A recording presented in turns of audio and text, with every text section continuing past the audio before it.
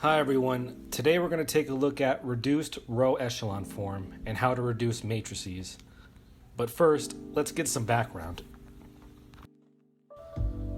You probably already know this, but in case you're just starting with linear algebra, or if you're like me and need a reminder, a row will go horizontally and a column will go vertically.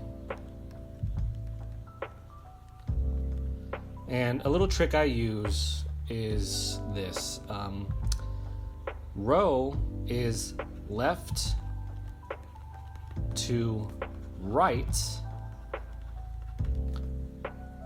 and column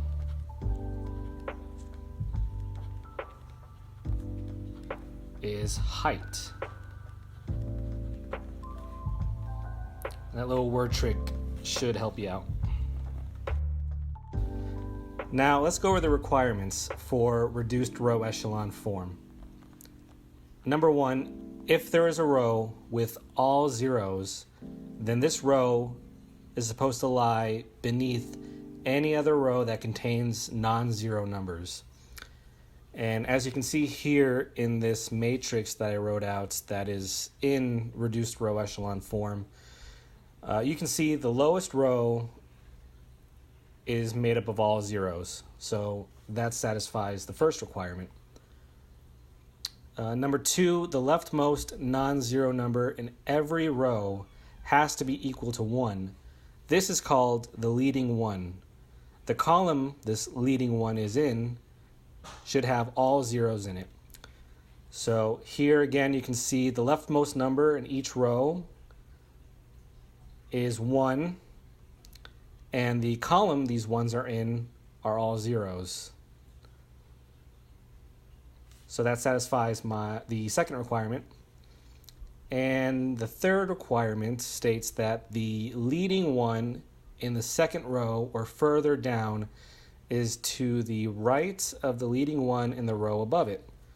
So see here, the leading one in the second row is to the right of the leading one in the row above it. So that satisfies the third requirement. If there is a 1 in here in this third row, it would have to be right here in order to satisfy this third requirement. So let's do some reducing. We have a matrix here with rows 1, 2, and 3. As you can see, this is not in reduced echelon form. You've got a -1 on the top left. You got 2's to the right of here. It's all just wrong, right? So we need to make this top left entry a 1. So let's switch the signs. So let's take our 1 and we can turn that into a -R1.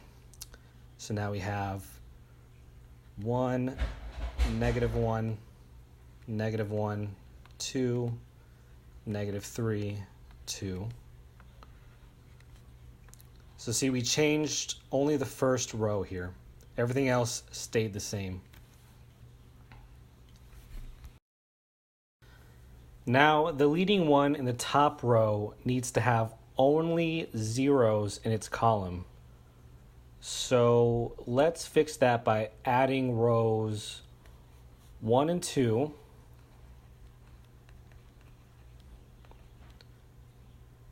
and replacing row 2 with that. And for row 3, let's replace that with 3 times row 1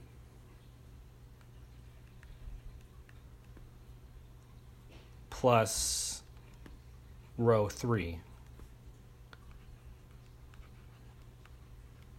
And so that's going to leave us with 1, -1, 0, 1, 0, -1. So this is what we just did, and this is the result. Okay, we're almost there. Now, the leading one in the second row has to have a 0 above it and below it.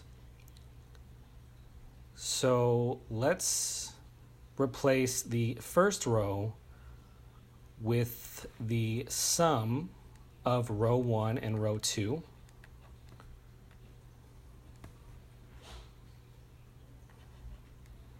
Whoops, row 1. And that's going to give us 1, 0, 0, 1, 0, minus 1. And as for row 3, let's go ahead and replace that with the sum of R2 and R3. And that is going to give us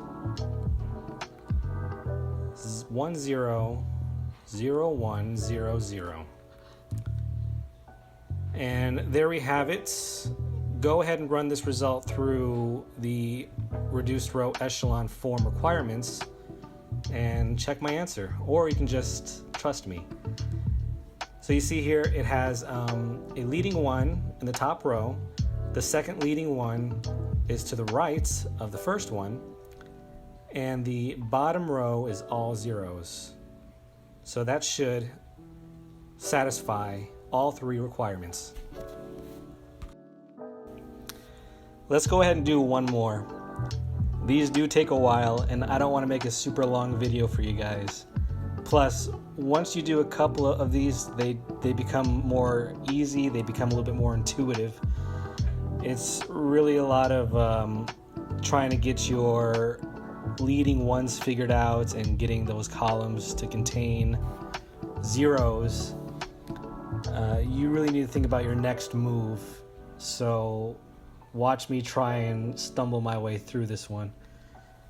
So let's get our first row figured out. Let's replace row 1 with row 1 minus 2/3. Row 3, we'll put all that into row 1, and that should give us 1, -5, -10/3, 1, and the next two rows should be unaffected. And 3, 3, 2, minus 3. Okay. For our next move, let's try to take care of row 3 so that we can turn this into a 0.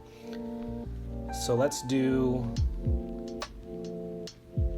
row 3 minus 3 times row 1, and we'll put that into row 3.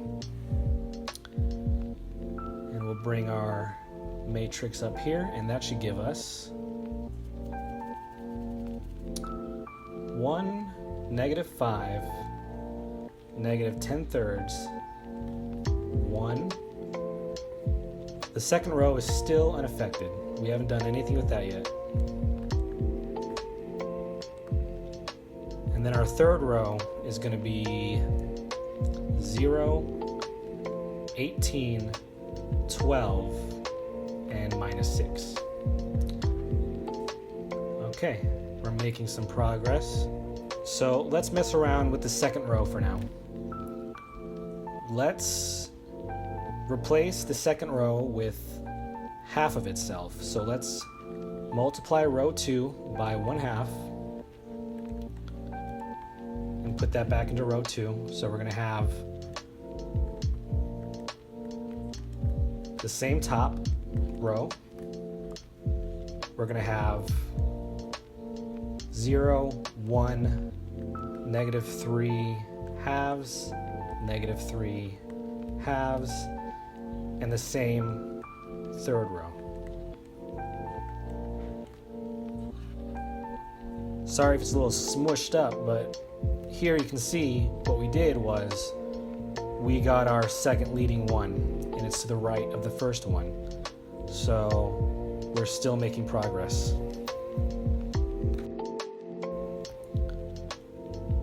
Okay, so I made everything a little bit smaller so that it's not so cluttered. So next what we need is to try to make these two numbers zeros. Because if you recall, the leading one needs to have zeros only in its column.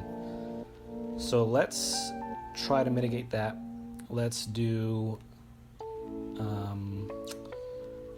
try R1 plus 5 times R2. We'll put that into R1.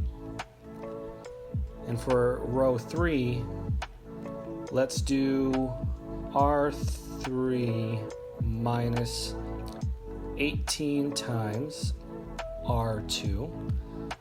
And we'll put that into row 3. And that should give us 1, 0, negative 65 over 6, negative 13 over 2,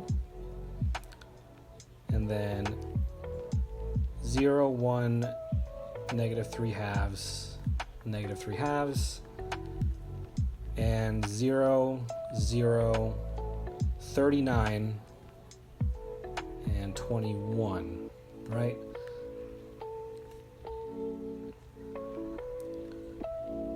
And so we have, now that's solved. Now the leading ones have zeros in their columns.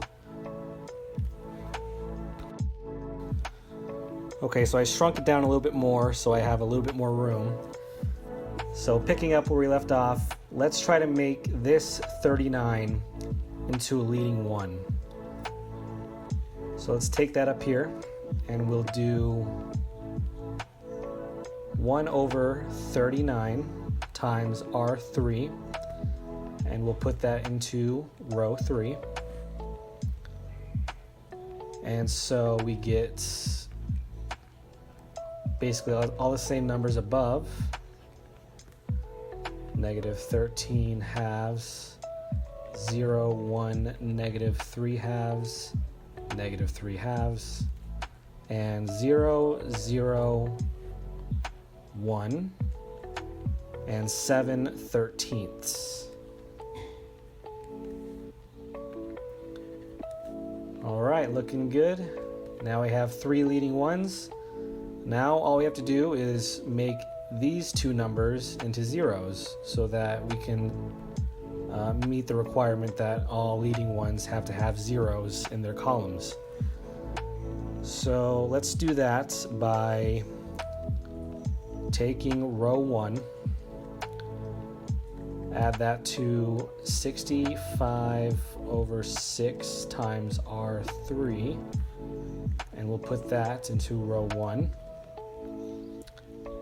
And then we will take R2 plus 3 over 2 times R3. Right, yeah, and then we will put that into R2. And then that should give us 1, 0, 0, negative 2/3, 0, 1, 0, negative 9/13, and then 0, 0, 1, 7/13.